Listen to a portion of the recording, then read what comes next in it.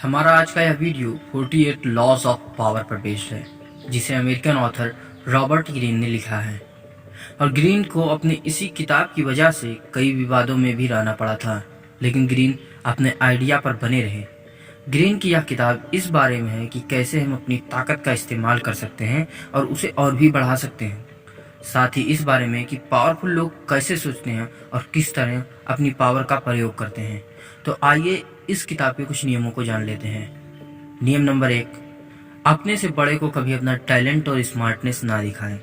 अपने बॉस को या अपने से ऊपर वालों को हमेशा इस बात का एहसास दिलाते रहें कि वो हमेशा आपसे बेहतर हैं। उन्हें खुश करने की या प्रभावित करने के लिए अपने टैलेंट का बहुत प्रयोग ना करें, क्योंकि अगर आप ऐसा करते रहेंगे तो हो सकता है कि वो आपको नुकसान पहुंचा दें। आपके हुनर और आपके अंदर की इस काबिलियत की वजह से उनमें डर और असुरक्षा पैदा हो सकती है। पहला नियम समझाने के लिए लेखक रॉबर्ट ग्रीन हमें फ्रांस के राजा लुईस 14वें का उदाहरण देते हैं। मैं आपको बताना चाहूंगा कि लुईस 14वें 17वीं शताब्दी में फ्रांस के राजा थे और उनका एक फाइनेंस मिनिस्टर था निकोला फौक्वेट, जिसने राजा को इम्प्रेस करने के चक्कर में एक बहुत शानदार पार्टी आयोजित की, जिस पर उसने बहुत खर्चा किया। लुईस 14वें ने उसे सरकारी खजाना ज्यादा खर्च करने के जुर्म में जेल में डाल दिया। अपने ही राजा को इम्प्रेस करने के कारण निकोला को अपनी बाकी की जिंदगी जेल में काटनी पड़ी। अपने मास्टर्स को, अपने बॉस को और साथ ही साथ अपने से ऊपर वालों को हमेशा यह महसूस कराएं कि वो आपसे बेहतर और प्रतिभाशाली हैं, ताकि उनके दिल में ना तो डर आए और ना ही असुरक्षा। और इस तरह आप ताकत के रास्ते में आगे बढ़ते जाएंगे और साथ ही कामयाबी की ऊंचाइयों को हासिल करेंगे। नियम नंबर 2, दोस्तों पर कभी ज्यादा भरोसा ना करें और दुश्मनों का इस्तेमाल करें। अपने कुछ दोस्तों से बचकर रहें, क्योंकि वो आपको कभी भी धोखा दे सकते हैं, क्योंकि उनमें आसानी से ईर्ष्या और जलन की भावना आने लगती है। आपको आगे बढ़ता देखकर वो आने वाले भविष्य में आपके लिए दुख का कारण बन सकते हैं और अत्याचारी बन सकते हैं। इसके बजाय अगर आप अपने किसी पुराने शत्रु को काम पर रखते हैं तो वह बहुत वफादार साबित हो सकता है, क्योंकि उसको बहुत कुछ साबित करना है। बेजेंटाइन राज्य के राजा माइकल III को बैसिलियस द्वारा मौत के मुंह से बचाया गया था। इसके बदले में माइकल ने बैसिलियस को बहुत सारे गिफ्ट और पैसे दिए। बैसिलियस की ताकत और बहादुरी देखकर राजा माइकल बहुत प्रभावित हुआ और उसने बैसिलियस को घोड़ों के प्रशिक्षक से अस्तबल का मुखिया बना दिया। बैसिलियस को बेजेंटाइन के सबसे अच्छे स्कूल में ट्रेनिंग दी गई और उसे एक सभ्य और पढ़ा लिखा इंसान बनाया गया। बैसिलियस ज्यादा अथॉरिटी और पावर पाना चाहता था, इसलिए उसने माइकल को ही मार दिया। दरअसल आपको अपने शत्रुओं से ज्यादा अपने उन दोस्तों से डरने की जरूरत है जो आने वाले भविष्य में आपको धोखा दे सकते हैं। तो उन पर विश्वास करने से पहले 100 बार सोचें, क्योंकि लोग खुदगर्ज हैं और हमेशा कुछ ना कुछ चाहते हैं। आपके पुराने प्रतियोगी या पुराने शत्रु दोस्तों की तुलना में ज्यादा अच्छे और वफादार बन सकते हैं। नियम नंबर 3, अपने इरादे छिपा कर रखें। आप किस उद्देश्य से काम कर रहे हैं लोगों को यह पता न चलने दें।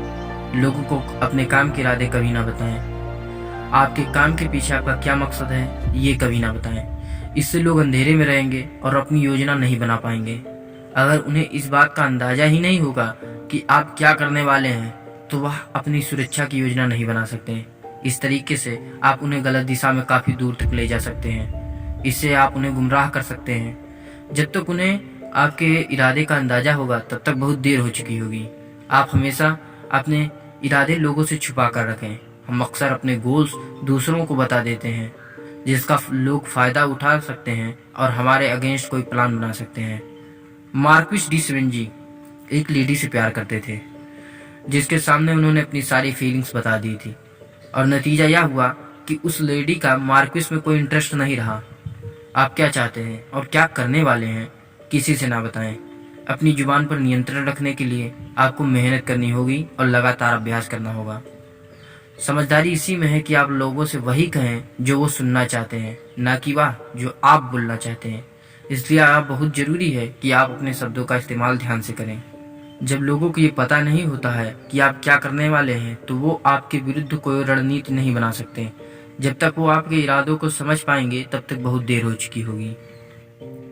नियम नंबर 4, हमेशा जरूरत से कम बोलें।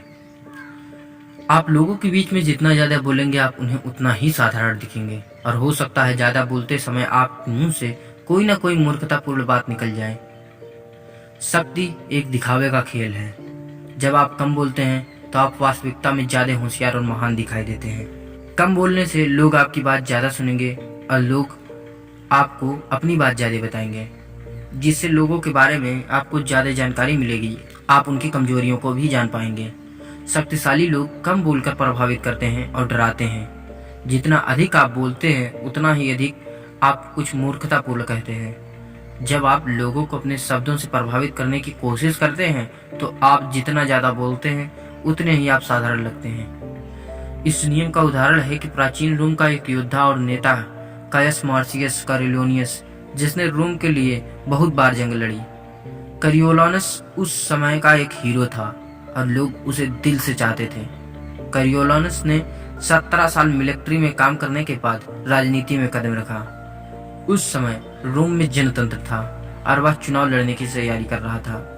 वह भाषण में बहुत बोलता था और अपनी वीरता और देशभक्ति दिखाने के लिए जंग के किस्से सुनाता था। इससे लोग बहुत प्रभावित हुए, लेकिन चुनाव के दिन लोगों ने उसे बहुत बड़े बड़े लोगों के साथ देखा। ज्यादा बोलने के कारण उसने जनतंत्र का बहिष्कार किया, जिसकी वजह से रोम में दंगे हो गए। यह सब उसके ज्यादा बोलने की वजह से हुआ। अगर आप कुछ साधारण सी बात कहते हैं लेकिन उसे अस्पष्ट और रहस्यपूर्ण रूप में कहने से लोगों को इंटरेस्ट आप में बना रहेगा। कम बोलने से आप नियंत्रण में रहेंगे और कुछ भी गलत बोलने से बचे रहेंगे। कामयाब और शक्तिशाली लोग हमेशा कम बोलकर लोगों को प्रभावित करते हैं। नियम नंबर 5, अपनी प्रतिष्ठा बचाएं। प्रतिष्ठा सही मायने में आपकी शक्ति की नींव है और आपकी शक्ति का आधार भी। प्रतिष्ठा के बल पर आप लोगों को जीत सकते हैं और भयभीत कर सकते हैं। प्रतिष्ठा से आप लोगों को समय पड़ने पर भयभीत कर सकते हैं। लोगों पर अपने डर के कारण जीत हासिल कर सकते हैं। दूसरे विश्व युद्ध के दौरान इरविन रोमेल अपनी अच्छी गन स्किल के लिए जाने जाते थे, जिससे दुश्मन उनका सामना करने से डरते थे और लड़ने से पहले ही डिमोरलाइज हो जाते थे। अपनी रेप्यूटेशन यानी प्रतिष्ठा आपसे पहले आती है, मतलब लोग आपको आपकी रेप्यूटेशन से जानते हैं। शुरू में आपको किसी भी क्षेत्र में अपनी प्रतिष्ठा बनाने के लिए कड़ी मेहनत करनी पड़ेगी। इससे आप लोगों से अलग दिखाई देंगे और लोग आपके बारे में बात करेंगे। आपको एक ऐसी प्रतिष्ठा बनानी होगी जिस पे कोई हमला ना कर सके, क्योंकि एक गलती और ताकत के इस रास्ते में आप बहुत पीछे निकल जाएंगे। अपनी प्रतिष्ठा पर आने वाले संभावित हमलों को अपने तक आने से पहले खत्म कर दें। नियम नंबर 6, लोगों का ध्यान आकर्षित करें।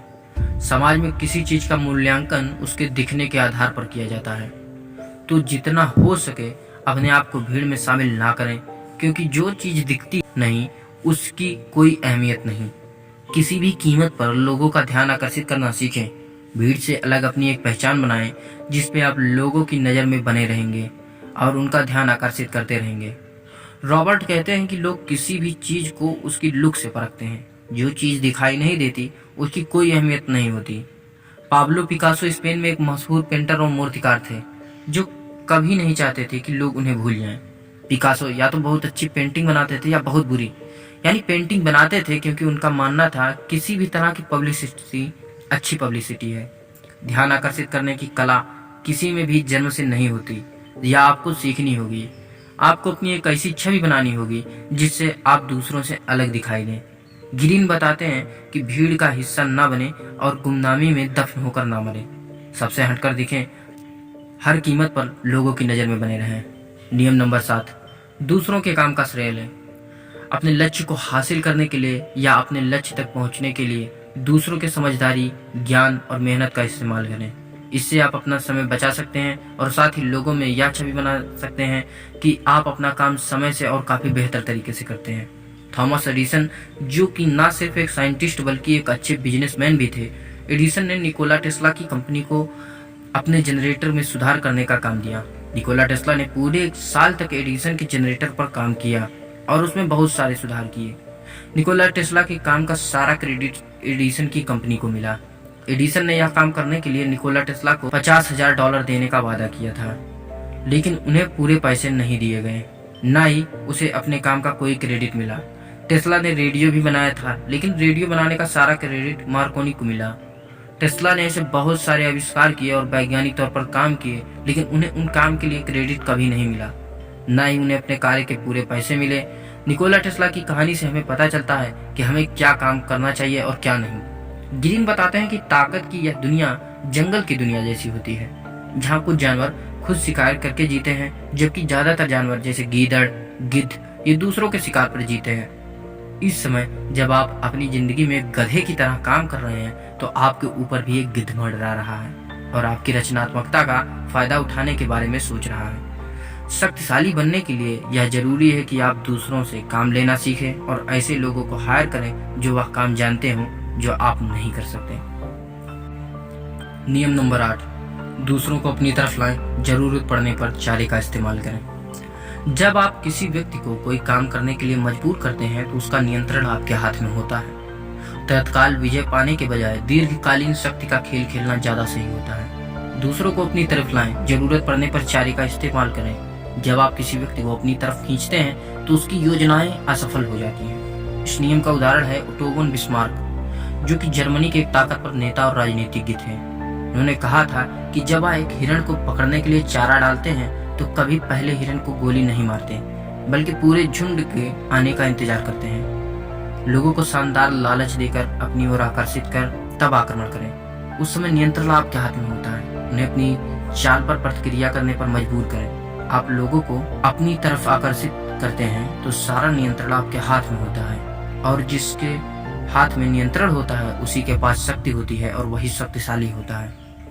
नियम नंबर 9, बहस नहीं, अपने कामों से जीतें। लोगों को अपने काम से जीतें, बात से नहीं। अगर आप छोटी छोटी बातों पर लोगों से बहस करते रहेंगे और उन्हें जीतना चाहते हैं तो आप उन्हें नाराज कर देंगे, और ये आपको बहुत ही बेवकूफ दिखाता है।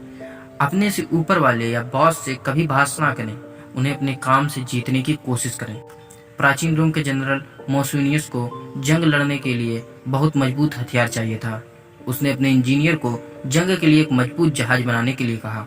मौसुनियस के इंजीनियर ने जहाज को कोई और डिजाइन बनाने की सलाह दी। इंजीनियर ने मौसुनियस के जहाज के डिजाइन पर तर्क वितर्क किया। इसका नतीजा यह हुआ कि मौसुनियस ने इंजीनियर की मौत की सजा सुना दी। यहाँ पर वह इंजीनियर बिल्कुल सही था, लेकिन उसकी गलती यह थी कि उसने अपने बॉस से बहस की, जिसके बदले उसे अपनी जान से हाथ धोना पड़ा। शक्तिशाली लोग अपनी बात ना मानने पर किसी को भी नुकसान पहुंचा सकते हैं। इसलिए अपने बॉस से या ऊपर वालों से भी कभी आर्गुमेंट या बहस ना करें। उनके साथ सदा सहमति जताएं और अपने काम से उनका दिल जीतने की कोशिश करें, ना कि अपने शब्दों से।